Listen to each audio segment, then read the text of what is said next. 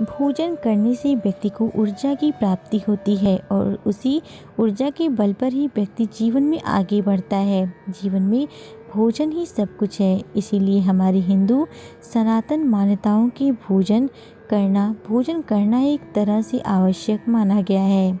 हिंदू सनातन संस्कृति में परिवार में भोजन करने से पर्व भगवान की प्रार्थना भी की जाती है।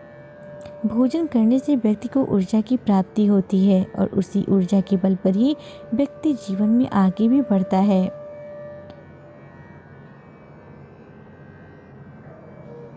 भगवान को भोग भी लगाया जाता है और भोजन ग्रहण करते समय भगवान का धन्यवाद भी किया जाता है कि भगवान आपने हमें आज भी भोजन दिया है। भोजन से जुड़ी भावनाओं के साथ हिंदू परिवारों में उसकी शुद्धता एवं सात्विकता का भी पूर्ण पालन किया जाता है।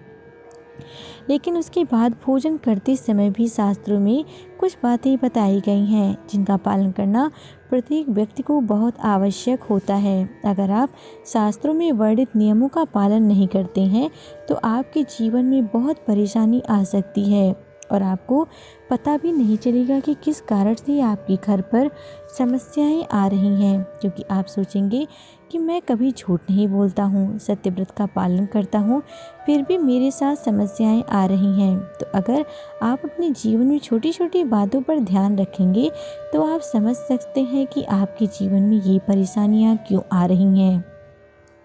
क्योंकि भोजन करते समय क्या खाना चाहिए और क्या नहीं, कैसे खाना चाहिए और कैसे नहीं, प्रत्येक विषय पर हिंदू सनातन धर्म में विस्तार से बताया गया है। हिंदू सनातन धर्म के अनुसार भोजन करते समय आपको टीवी नहीं देखना चाहिए, किसी प्रकार का संगीत नहीं सुनना चाहिए और आपको भोजन करते समय बातचीत भी नहीं करनी चाहिए और भोजन करते समय बोलना भी नहीं चाहिए। यदि आप नियम से भोजन करते हैं तो निश्चित रूप से आपके जीवन में किसी भी प्रकार की समस्याएं नहीं आएंगी।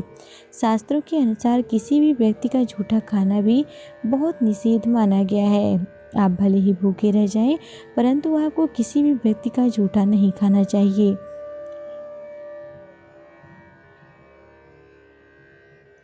चाहे कोई भी व्यक्ति हो, लेकिन हम लोग सोच लेते हैं कि झूठा खाने से प्यार बढ़ता है, लेकिन ये बातें लोगों को गुमराह करने वाली होती हैं और शास्त्रों के अनुकूल नहीं होती।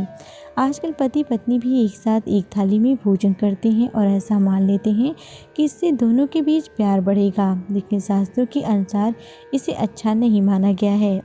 शास्त्रों के अनुसार पति पत्नी को कभी भी एक साथ एक ही थाली में भोजन नहीं करना चाहिए। भोजन को एक साथ एक थाली में भोजन करने से घर में दरिद्रता का वास होता है, इसीलिए हमेशा शास्त्रों के अनुसार ही भोजन करना चाहिए।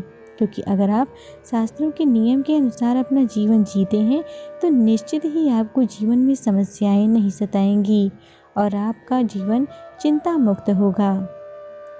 ज्योतिष शास्त्र के अनुसार पति पत्नी को एक साथ एक थाली में भोजन करने से प्यार नहीं बढ़ता है, यह केवल एक तांत्रिक प्रक्रिया है। शास्त्रों के अनुसार व्यक्ति की कुंडली में दूसरा भाव अपनी वाणी का होता है, सुख का होता है, कला, धन और जीवन में मिलने वाले सुखों को संबोधित करने का होता है। अगर दूसरे भाव में व्यक्ति की वाणी और भाषा पर नकारात्मक प्रभाव होता है तो आपकी भाषा में कड़वाहट का भाव आता है और बहुत सारे दुष्प्रभाव आपके जीवन में देखने को मिलते हैं। यदि हम किसी का भी जूठा खाते हैं तो हमारे जीवन में कई तरह के बुरे प्रभाव भी पड़ते हैं, जैसा कि व्यक्ति के सुखों में कमी आ जाती है, घर परिवार में कलह बढ़ जाती है, भोग विलास में कमी आती है।